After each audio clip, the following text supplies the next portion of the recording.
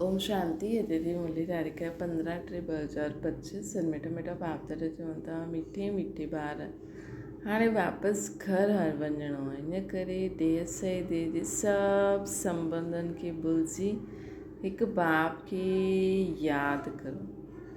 प्रश्न इहे ई सची गीता जो सार आहे। प्रश्न तव्हां ॿारनि खे सहज पुरुषार्थ तव्हां ॿारनि जो छा आहे? उत्तर आहे बाप चईंदा आहिनि तव्हां बिल्कुलु चुप रहो। चुप रहण सां ई बाप जो वरसो वठी सघंदव। बाप खे यादि करणु सृष्टि चक्कर फिराइणु। बाप जी यादि सां तव्हांजा विक्रम विनाश थींदा, आयु वॾी थींदी। चक्कर खे ॼाणण सां चक्रवर्ती महाराजा महारानी ठहींदव। इहे ई सहज पुरुषार्थ आहे। कहिड़ो सहज पुरुषार्थ आहे? बाप चईंदा आहिनि त बिल्कुलु चुप रहो। चुप रहण सां बाप जो वरसो वठी सघंदव। बाप खे यादि करणो आहे, सृष्टि चक्कर खे फिराइणो आहे। बाप जी यादि सां तव्हांजा विक्रम विनाश थींदा, आयु वॾी थींदी। चक्र खे ॼाणण सां चक्रवर्ती महाराजा महारानी ठही वेंदव। इहे ई सहज पुरुषार्थ आहे। ओम शांति। मिठे मिठे रूहानी ॿारनि प्रति रूहानी बाप वरी खां सम्झाइनि था। रोज़ु सम्झाइण ई ॾींदा आहिनि। ॿार त सम्झंदा आहिनि। बराबरि असां गीता जो ज्ञान पढ़ूं था कल्प पहिरियों मुआफ़िक़, परंतु श्री कृष्ण न पढ़ाईंदा आहिनि। परम पिता परमात्मा असांखे पढ़ाईंदा आहिनि। उहो ई असांखे वरी खां राजयोग सेखारींदा आहिनि। तव्हां हाणे डायरेक्ट भॻवान सां ॿुधो था। असां हाणे डायरेक्ट भॻवान सां बाबा सां ॿुधूं था। भारतवासियुनि जो सॼो मदार गीता ते आहे। हुन गीता में बि लिखियलु आहे कि रुद्र ज्ञान यज्ञ, इहे यज्ञ बि आहे त पाठशाला बि आहे। बाप जॾहिं सची गीता अची करे ॿुधाईंदा आहिनि त असां सदगति खे पाईंदा आहियूं। मनुष्य इहे न सम्झंदा आहिनि। बाप जो सर्व जो सदगति दाता आहे, उन्हनि खे ई यादि करणो। बाप जो सर्व जो सदगति दाता आहे, उन्हनि खे यादि करणो। गीता वटि पढ़ंदा आहिनि, परंतु रचयिता ऐं रचना खे न ॼाणण जे कारण नेति नेति कंदा आहिनि। सची गीता त सचो बाप ई अची करे ॿुधाईंदा आहिनि। इहे आहे वीचार सागर मंथन करण जी ॻाल्हियूं। जो सर्विस ते हूंदा उन्हनि खे सुठे रीति ध्यानु वेंदो उन्हनि जो। बाबा चयो आहे हर चित्र में ज़रूरु लिखियलु हुजे ज्ञान सागर पतित पावन। गीता ज्ञान दाता, परम प्रिय, परम पिता, परम शिक्षक, परम सतगुरु शिव भगवान वचन। हर चित्र में ज़रूरु लिखियलु हुजे ज्ञान सागर पतित पावन, गीता ज्ञान दाता, परम प्रिय, परम पिता, परम शिक्षक, परम सतगुरु शिव भगवान वचन। इहे अक्षर त ज़रूरु लिखियलु हुजनि जो मनुष्य सम्झी वञे। त्रिमूर्ति शिव परमात्मा ही गीता जो भगवान आहे, न कि श्री कृष्ण। ओपिनियन बि इन ते लिखाईंदा आहिनि। असांजी मुख्य आहे ही गीता। बाप ॾींहुं प्रतिदिन नई नई पॉइंट्स बि ॾींदा रहंदा आहिनि। ईअं न अचिणो खपे कि अॻियां छो न बाबा ॿुधाई। ड्रामा में ई न हुयो न। बाबा जी मुरली सां नई नई पॉइंट्स कढणियूं खपनि। लिखित बि आहे राइज और फॉल। हिंदी में चईंदा आहिनि भारत जो उत्थान ऐं पतन। राइज अर्थात construction of deity dynasty. 100% purity peace prosperity जी स्थापना थींदी आहे। पोइ अधु कलाक पोइ फॉल थींदो आहे। डेविल डिनाइस्टी जो fall, rise and construction DT dynasty जो थींदो आहे। फॉल सां गॾु डिस्ट्रक्शन लिखिणो खपे।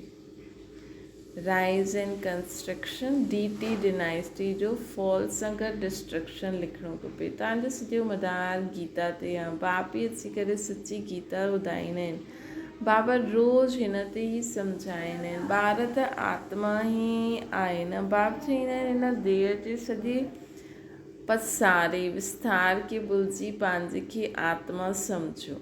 आत्मा शरीर सां अलॻि थी वेंदी त सभु संबंध भुलिजी वेंदी आहे। त बाप बि चवंदा आहिनि देह से सभु संबंध भुलिजी पंहिंजे खे आत्मा सम्झी मुझ बाप खे यादि करो। हाणे घर वञिणो आहे न, अधु कलाकु वापसि वञण लाइ ई एतिरी भक्ति आदि कई। सत्संग में त कोई वापसि वञण जो पुरुषार्थ ई न कंदा आहिनि। हुते त सुखी सुखाना ॻाईंदा बि आहिनि, दुख में सिमरन सभु करे, सुख में करे न कोई, परंतु सुख कॾहिं आहे दुख कॾहिं आहे इहे न सम्झंदा आहिनि। असां में असांजी सभु ॻाल्हियूं गुप्त आहिनि। असां बि रूहानी मिलिट्री आहिनि। शिव बाबा जी शक्ति सेना आहियूं। शिव बाबा जी सभु शक्ति सेना आहियूं।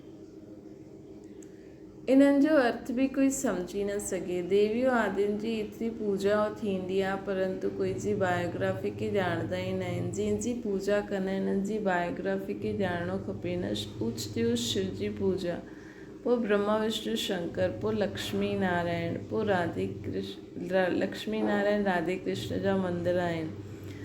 त ॿियो त कोई आहे न। हिकु ई शिव बाबा जा केतिरा भिन्न भिन्न नाम रखी मंदर आदि ठाता अथनि। हाणे तव्हांजी बुद्धि में सॼो चकर आयो न।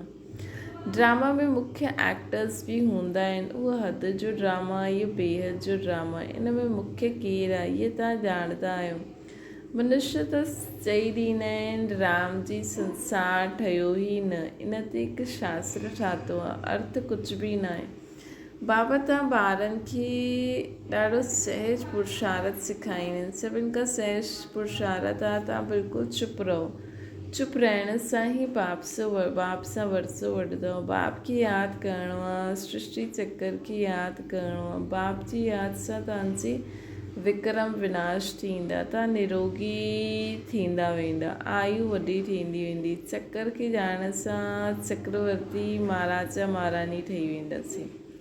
हाणे त नर्क जा मालिक, पोइ स्वर्ग जा मालिक। स्वर्ग जे मालिक त सभु ठहींदा, पोइ उन में पद आहे। मतिलबु सभु ईअं त चईंदा न असांजो भारत, असांजो स्वर्ग। जीअं हिते चईंदा आहिनि न असांजो भारत, ईअं सभु चईंदा असांजो स्वर्ग। जेतिरो आसमान ठाहींदा ओतिरो ऊच पद मिलंदो। अविनाशी ज्ञान रतन जो दान ई न कंदा त रिटर्न में छा मिलंदो। कोई साहूकार ठाहींदा आहिनि त उनखे चईंदा आहिनि न हिननि पास्ट जन्मनि में दान पुण्य सुठो कयो आहे। हाणे ॿार ॼाणंदा आहिनि रावण राज्य में त सभु पाप ई कंदा आहिनि। सभिनि खां पुण्य आत्मा आहे ही श्री लक्ष्मी श्री नारायण। हा, ब्राह्मणनि खे बि ऊच रखंदा आहिनि जो सभिनि खां ऊच ठाहींदा आहिनि। रावण राज्य में सभु त पाप कंदा आहिनि, है न।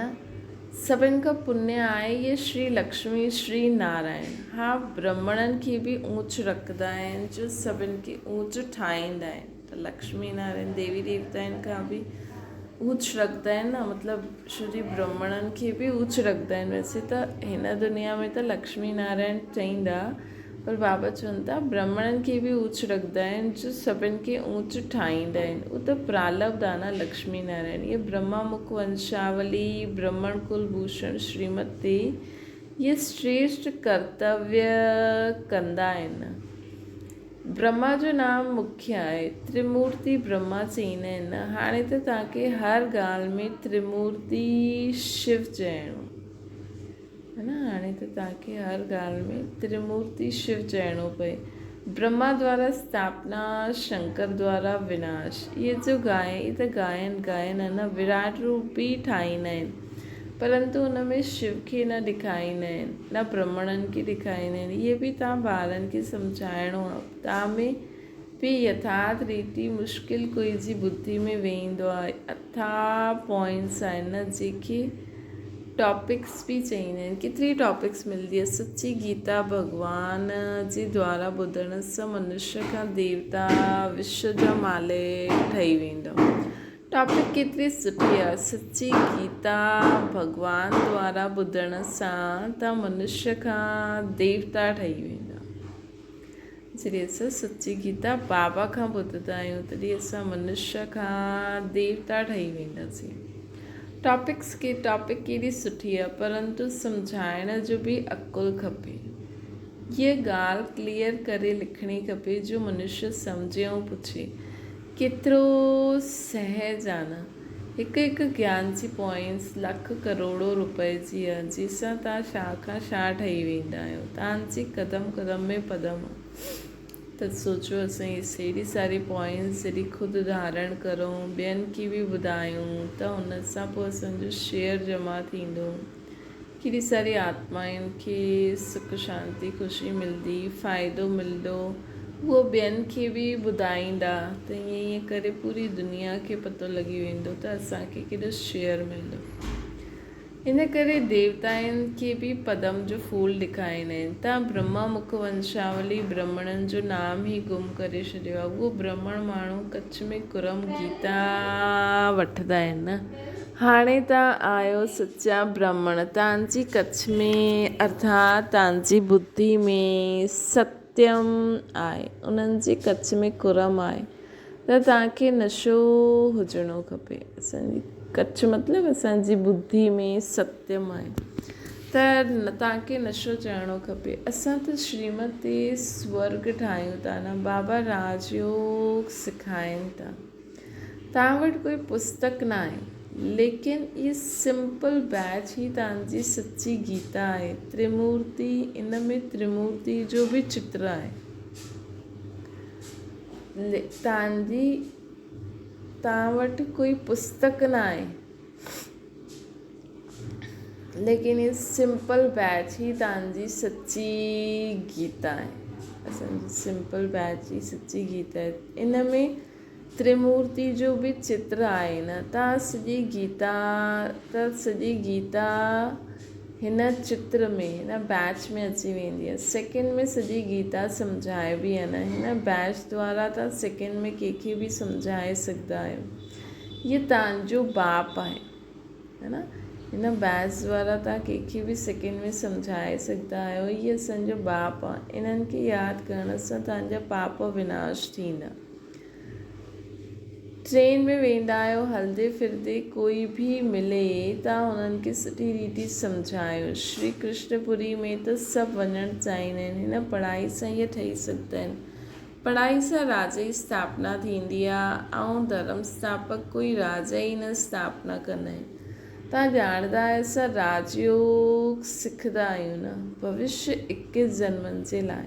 केतिरी सुठी पढ़ाई आहे। सिर्फ़ु रोज़ु 1 घंटो पढ़ो बसि। उहा पढ़ाई त 4-5 घंटनि जे लाइ थींदी आहे। इहे 1 घंटो बि बसि आहे। सो बि सवेरे जो समय अहिड़ो आहे जो सभिनि खे फ्री आहे। बाक़ी कोई बांदेली आदि आहे, सवेरे न अची सघंदी आहे त उन्हनि खे ॿिया टाइम रखूं। बैच लॻल हुजे, किथे बि वञो इहे पैगाम ॾींदा वञो। अख़बारनि में त बैच विझी न सघंदा आहियूं न, हिकु तरफ़ विझी सघंदा। मनुष्य ईअं त सम्झी बि न सघंदा सवाइ सम्झाइण जे। इहो त ॾाढो सहज आहे। इहो धंधो त कोई बि करे सघंदो आहे। सुठो ख़ुदि बल यादि न करे ॿियनि खे यादि दिलाए, इहो बि सुठो। ॿियनि खे चईंदो देह अभिमानी ठहो, ख़ुदि देह अभिमानी हूंदो त कुझु न कुझु विकराम थींदो वेंदो न, थींदो रहंदो हुन खां। पहिरियों तूफ़ान ईंदो आहे मनसा में, पोइ कर्मणा में ईंदो आहे। मनसा में ॾाढा ईंदा, उन ते पोइ बुद्धि सां कमु वठिणो खपे। बुरो कमु कॾहिं न करिणो। त बाबा हाणे त टाइम ज़्यादा थी वियो आहे, त हाणे त मनसा में बि ध्यानु ॾियणो आहे न। बाबा चईंदा आहिनि बुरो कमु कॾहिं न करिणो आहे, सुठो कर्म करिणो आहे। संकल्प सुठा बि हूंदा आहिनि, बुरा बि हूंदा आहिनि। बुरे खे रोकणो खपे। हीअ बुद्धि बाबा ॾिनी अथई, है न। संकल्प सुठा बि हूंदा आहिनि, बुरा बि ईंदा आहिनि। बुरे खे रोकणो खपे। ये बुद्धि बाबा ॾिनी अथई। ॿिया कोई सम्झी न सघनि, उहो त रॉन्ग कम ई कंदा रहंदा आहिनि। ॿिया कोई सम्झ न सघे, उहो त रॉन्ग कम ई कंदा रहंदा। तव्हांखे हाणे राइट कम ई करिणो आहे। सुठो पुरुषार्थी सां राइट कम ई थींदो आहे। बाप त हर ॻाल्हि सुठी रीति सां सम्झाईंदा आहिनि। त बाबा चवनि था संकल्प सुठा बि हूंदा आहिनि, बुरा बि हूंदा आहिनि, त बुरे खे रोको। ये बुद्धि बाबा ॾिनी अथई, मतिलबु मन में ईंदा, लेकिन बुद्धि हुनखे एक्सेप्ट न करे, ध्यानु ई न ॾे। पोइ धीरे धीरे मन में बि अगरि अचण जी कोशिशि करनि त मन बि उन ते ध्यानु ई न ॾे, पंहिंजे सुठा सुठा संकल्प करे ॿियनि खे सम्झी ॿियो त कोई सम्झी न सघे, उहो त रॉन्ग कम ई कंदा, है न। अॼु जी दुनिया में ॾिसो, माउ पीउ चईंदा ॿार अहिड़ा, लेकिन अगरि असां माउ पीउ खे ऑब्ज़र्व करूं, उन्हनि जे परिवार वारनि खे ऑब्ज़र्व करूं, त मैक्सिमम संस्कार, मैक्सिमम आदत ॿारनि में माउ पीउ द्वारा ई ईंदी आहे, संबंधनि द्वारा ई ईंदी आहे, या दोस्त यार, टीचर, है न। जो टीचर गुस्से में अची उल्टो सुल्टो ॻाल्हाईंदी आहे, त ॿार बि उहो सिखी वेंदा आहिनि। माउ पीउ गुस्से में अची उल्टो सुल्टो ॻाल्हाईंदा आहिनि, त ॿार बि उहो सिखी वेंदा आहिनि। त असां कॾहिं बि हिन दुनिया में असांखे कंहिंखे बि ईअं न चइणो आहे की इहा ग़लति आहे, न। उहो त रॉन्ग कम ई कंदा। तव्हांखे त हाणे राइट कमु करिणो आहे, सुठे पुरुषार्थनि सां राइट कमु थींदो आहे। बाबा त हर ॻाल्हि ॾाढी सुठी रीति सम्झाईंदा आहिनि। छा मीठी मीठी सिकी लॾे ॿारनि प्रति माता पिता बाप दादा जो यादि प्यार ऐं गुड मॉर्निंग। रूहानी बाप जी सभिनि रूहानी ॿारनि खे नमस्ते। असांजी बि रूहानी माता पिता बाप दादा खे यादि प्यार, गुड मॉर्निंग ऐं नमस्ते। धारणा जे लाइ मुख्य सार, ये हिकु अविनाशी ज्ञान रत्न लाखों करोड़ों रुपए जो आहे। ये हिकु अविनाशी ज्ञान रत्न लाखों करोड़ों रुपए जा आहिनि असांजा ज्ञान रत्न। इन्हनि खे दान करे क़दम क़दम ते पदमनि जी कमाई जमा करो। इन्हनि खे दान करे क़दम क़दम ते पदमनि जी कमाई जमा करो। तव्हां आप समान ठाहे करे ऊच पद पाइणो, है न। तव्हांखे आप समान ठाहे करे ॿियनि खे ऊच पद पाइणो आहे। जेतिरो असां ॿियनि खे ज्ञान दान कंदासीं, ॿियनि खे आप समान ठाहींदासीं, ओतिरो असां ऊच पद पाईंदासीं। ॿियो आहे विक्रमनि सां बचण लाइ देही अभिमानी ठहिण जो पुरुषार्थ करिणो।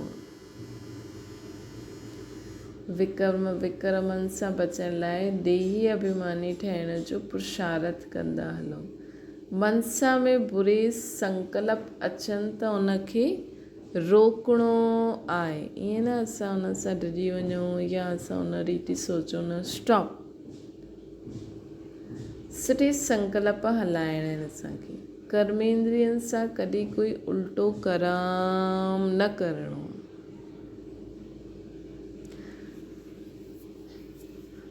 त पहिरियों बाबा चईंदा हुया बोल ऐं कर्मेंद्रियनि में कंट्रोल रखो, लेकिन हाणे त असांखे मनसा में बि कंट्रोल रखिणो।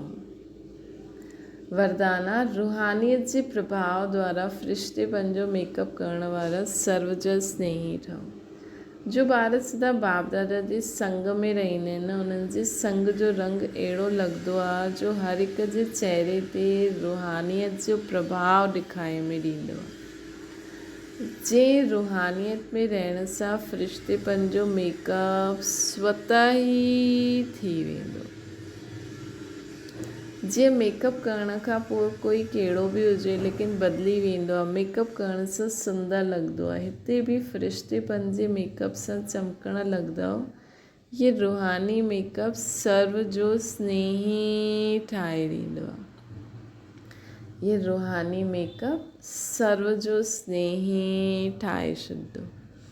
मतिलबु जॾहिं असांजो फ़रिश्तेपन जो मेकअप हूंदो त असां सर्व जा ई स्नेही थी वेंदासीं। स्लोगन आहे ब्रह्मचारी योग तथा दिव्य गुणनि जी धारणा ई वास्तविक पुरुषार्थ आहे। ब्रह्मचार्य, योग तथा पवित्र रहण, बाबा जी यादि करणु ऐं दिव्य गुणनि खे धारण करणु, ये ही वास्तविक पुरुषार्थ आहे। मातेश्वरी जी जा अनमोल महावाक्य। कर्म बंधन तोड़ण जो पुरुषार्थ। ॾाढा मनुष्य प्रश्न पुछंदा आहिनि कि असां छा करणो, असांखे कीअं पंहिंजो कर्म बंधन तोड़ूं, है न। असां छा करूं, कीअं पंहिंजो कर्म बंधन तोड़ूं असां। हाणे हर हिक जी जनम पत्री खे त बाप ॼाणंदा आहिनि। ॿारनि जो कमु आहे हिकु बार पंहिंजी दिलि सां बाप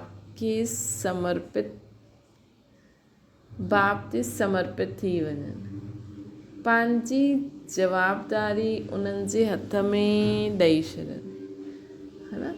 पोइ उहा हर हिक खे ॾिसी राय ॾींदा कि तव्हांखे छा करिणो आहे। सहारो बि प्रैक्टिकल में वठिणो आहे न, बाक़ी ईअं न सिर्फ़ु ॿुधंदा रहो ऐं पंहिंजी मत ते हलंदा हलो,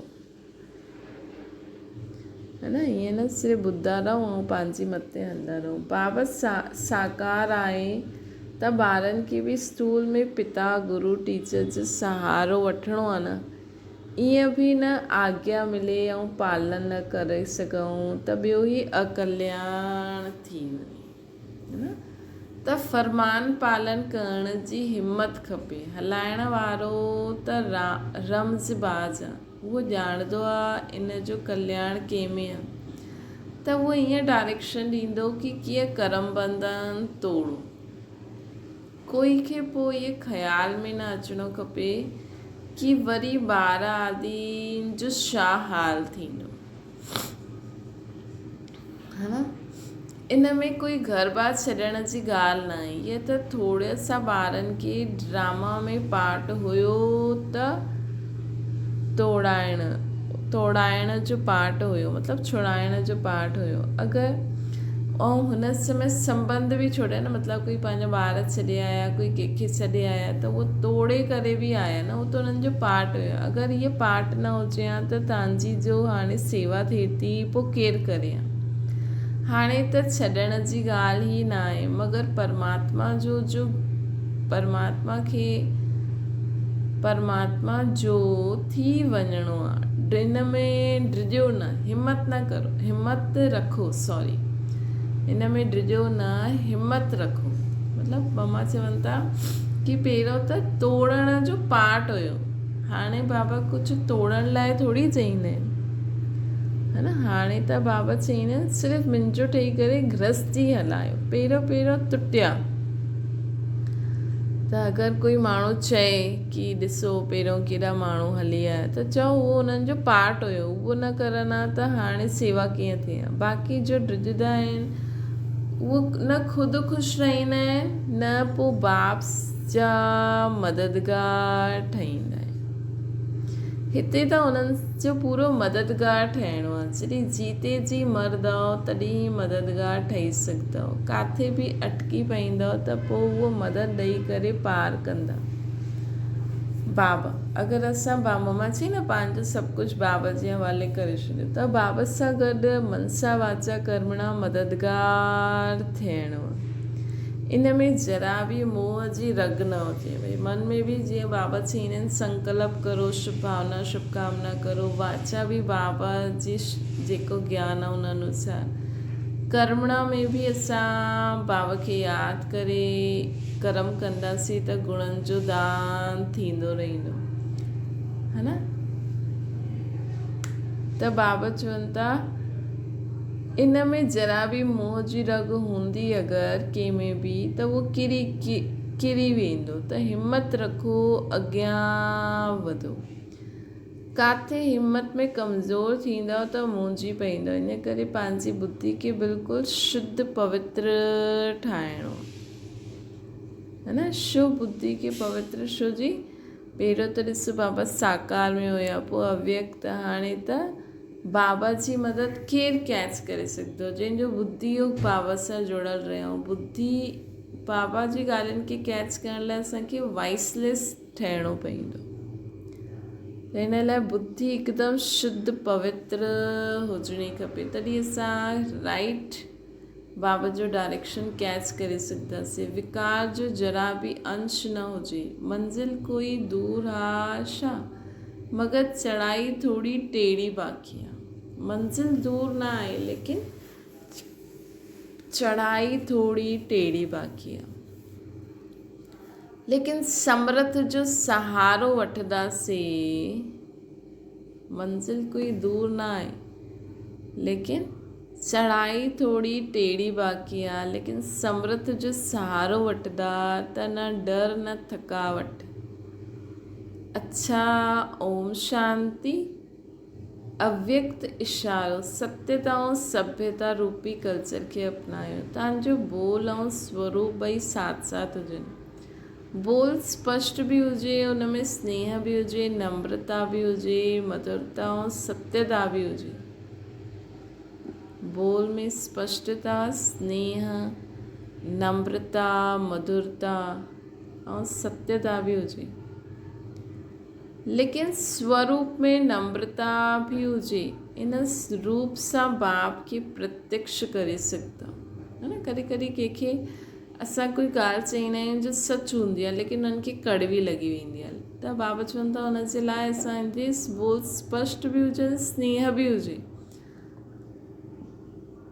असांखे उन माण्हू सां घृणा नफ़रत करे उनखे न चइणो, उनजे प्रति स्नेह भी हुजे कि हिन आत्मा जो भी कल्याण थी वञे। उनजे पोइ हुन नम्रता, खड़ी आवाज़ सां न ॻाल्हाइणो आहे, ॾाढो नम्र आवाज़ सां, मधुरता हुजे, अंदरि ॾाढी नम्रता हुजे, ॿाहिरां जो मुख जो बोल भी मधुर हुजे ऐं सत्यता भी हुजे।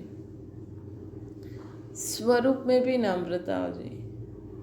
इन रूप सां बाप खे प्रत्यक्ष करे सघंदा।